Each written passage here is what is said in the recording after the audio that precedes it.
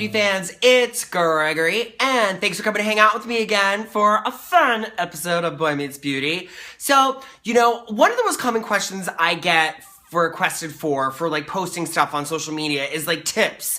Like we just want easy, fun little tips and hacks and stuff. So today, I am sharing with you some of my favorite little like beauty tips and hacks for you to use on an everyday basis and make your life so much easier and look really pretty.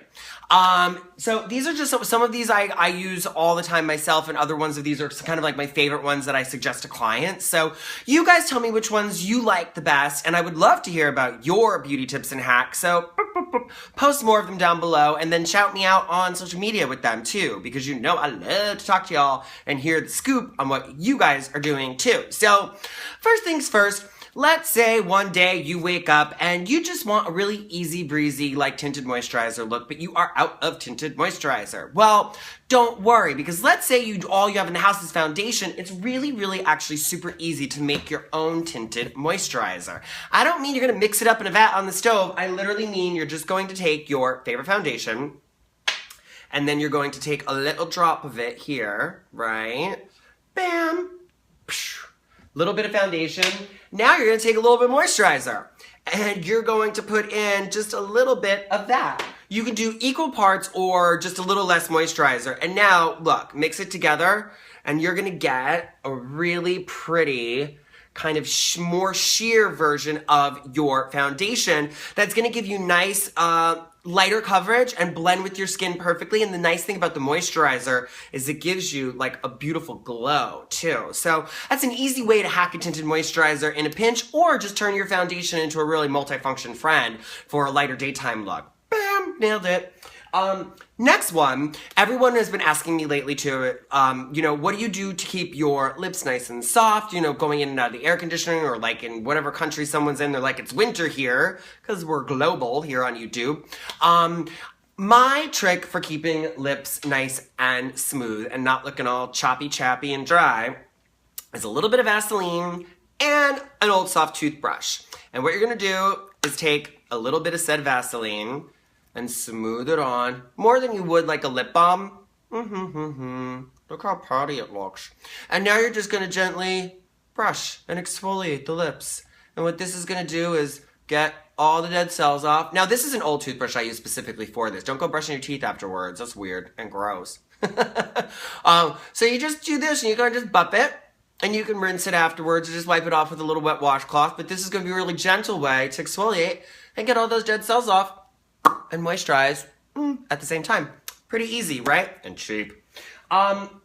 Next one is all about the brows. And I've had a couple people kind of ask me, I have a hard time penciling in my brows. What do you recommend to help with shape and perfect, arches and all that? And I'm like, well, actually, it's a really old school trick. And it's very easy. And the trick is to take your brow pencil and put it up against your nose. Now you see, that's exactly where my brows start, because I've perfected these dudes over all these years. That's where your brow should start, on the inner corner. Now, put it at a 45-degree angle. Actually, that's not 45, I think it's like 15. But put it here. Do you see? That's where your arch should be. And that's where mine is. And then you put it on the outside to the outer corner of the eye, and that's where yours should end. So, inner, arch, outer. Easy, right? And this will help you figure out where you want to put your high point, where you want your brow to end, and it's going to look natural. Keeping in mind that your brows are like siblings and not twins. They do not need to be identical and look fake. So a little bit of indifference between them is totally natural. Speaking of brows, if you have unruly brows and you need to kind of keep them in check and keep them in place, go back to your little Vaseline here. This is a good friend in a pinch.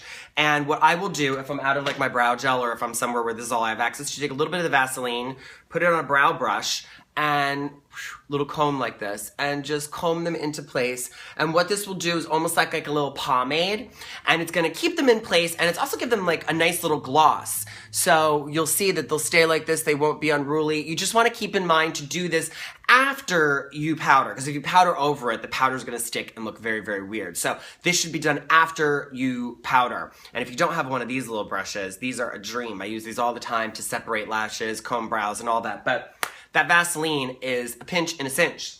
This next one is for my girls with long hair. And they're always telling me, they're like, Greg, I will be getting ready. I will have blown my hair out perfectly straight. And then I put some like shirt or sweater on and it literally looks like Bride of Frankenstein. All sorts of crazy, electric static cling going on in my hair. I brush it, it gets worse. What do? Well, you can spray your hairspray, a little hairspray on your brush and blow it through. But honestly, a quick and simple way to do that is to take a dryer sheet and just run it over your hair, and that will actually help to have an anti-static effect and give a little shine to the hair. Super cinchy, right? And really does work. Last but not least, this is one of my favorite little tips for all of us skincare hoarders. You guys know that I love skincare samples, and if you haven't seen my sample stash video, go watch it after this because it's really cute. But one of the best ways to get the most life out of your skincare samples is to take your sachet and bam, take a pin and just give it like a little puncture, like boop. See, I just put a little hole in it. Now, what's nice about this is a minimal amount of air will get in, keeping the product pure, and when I squeeze it out, it's like a controlled little amount and it's perfect, and I've got just what I need to use for the day. So, easy, breezy, beautiful. I'm stealing somebody else's tagline, so I'm not going to finish that. Quick little easy fashion beauty hacks for you guys, so I hope you liked it. Let me know what yours are again. Check me out on social media and tell me what your favorite was at GregorsLA on Instagram and Twitter. You guys are awesome. Don't forget to like, comment, and subscribe. And I will see you guys soon. Love you all and keep it beautiful.